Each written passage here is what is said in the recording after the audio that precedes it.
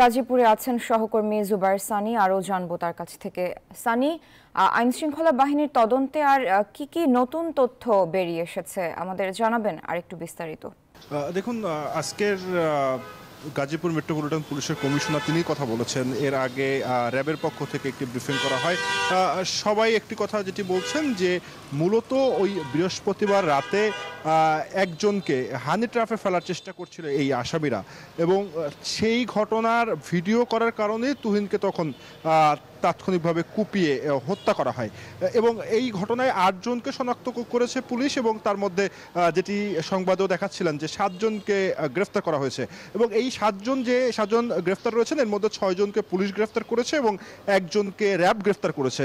তারা সবাই কিন্তু পুলিশের কাছে স্বীকার করেছেন যে তারা এই ঘটনার সঙ্গে জড়িত, এবং সবার নামই বিভিন্ন থানায় কিন্তু হত্যা মামলা সহ বিভিন্ন মামলা রয়েছে। মানে এই আসামিরা যারা গ্রেফতার হয়েছে তারা এর আগে থেকেই এ ধরনের অপরাধের সঙ্গে জড়িত। যে নারীকে গ্রেফতার করা হয়েছে তার বিরুদ্ধে এ ধরনের হানি ট্র্যাপে ফেলে এই ধরনের ঘটনা ঘটানোর অভিযোগ কিন্তু পুরনো।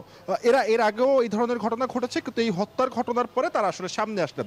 এবং পুলিশ যেটি বলছে যে ৫ তারিখের পরে পুলিশের মনোবল এখন অনেকটাই দুর্বল, সেই সুযোগটাই এই অপরাধীরা নিচ্ছেন। এবং সেই সঙ্গে গাজীপুর মেট্রোপলিটন পুলিশ কমিশনার আরেকটি কথা বলেছেন যে এই গাজীপুরে আওয়ামী লীগের এবং সেই সঙ্গে নিষিদ্ধ ছাত্রলীগের একটি আঁকড়া ছিল।